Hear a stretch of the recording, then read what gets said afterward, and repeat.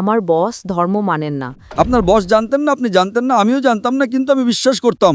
তিনি বলেছেন যদি এই প্রশ্নের উত্তর পান তবে হয়তো ইসলাম গ্রহণ করবেন, আমি আপনাকে ব্যাখ্যা করছি। কারণ এখন এআই খুব বিপজ্জনক হয়ে গেছে।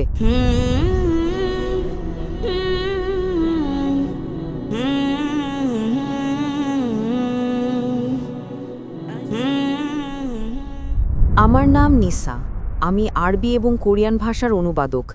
আমি ডক্টর জাকির নায়েককে একটি প্রশ্ন করতে চাই। আমার বস ধর্ম মানেন না, কিন্তু তিনি কিছু প্রশ্নগুলো আমাকে করেছেন।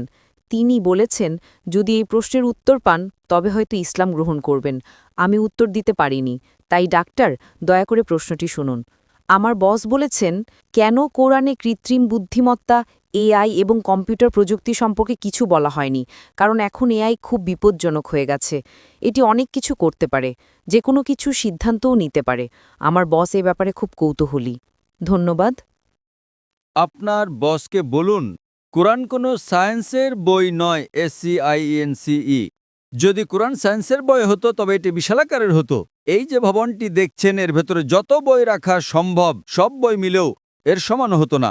যদি কোরআন বিজ্ঞানের বই হতো আর এতে সব বৈজ্ঞানিক তথ্য উল্লেখ করা থাকতো, তাহলে কোরআন এতটা বিশাল হয়ে যেত যে আপনি কোনোদিনও তা পড়ে শেষ করতে পারতেন না। আপনি কি বুঝতে পারছেন? হ্যাঁ ডক্টর। কোরআন কোনো সায়েন্সের বই নয়।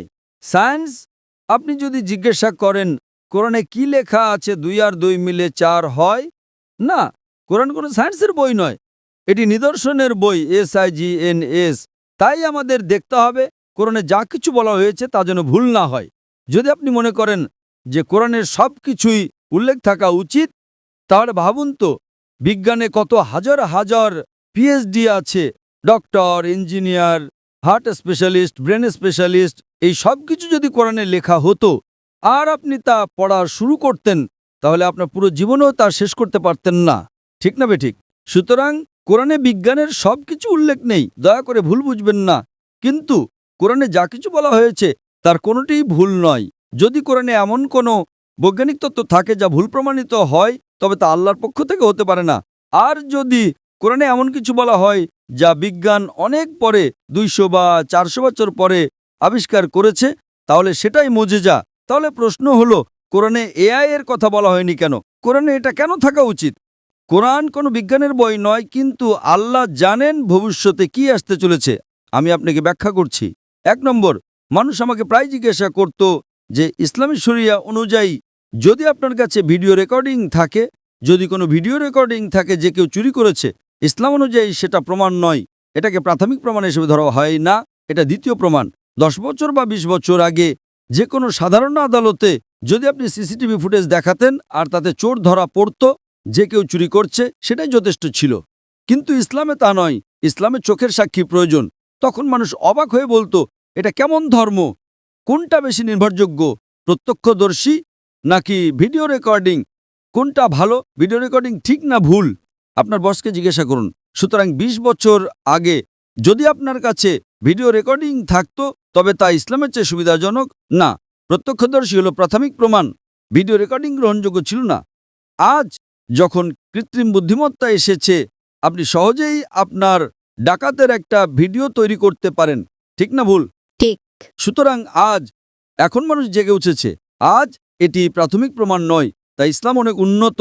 আল্লাহ জানতেন AI আসতে চলেছে। আপনি কি বুঝতে পারছেন? হ্যাঁ। আপনার বস জানতেন না, আপনি জানতেন না, আমিও জানতাম না, কিন্তু আমি বিশ্বাস করতাম। আমি বলেছিলাম না ইসলাম সঠিক, হয়তো আগামীকাল কিছু ঘটবে। আমি AI সম্পর্কে জানতাম না, কিন্তু 15 বছর আগে আমার উত্তর ছিল শরিয়া সঠিক।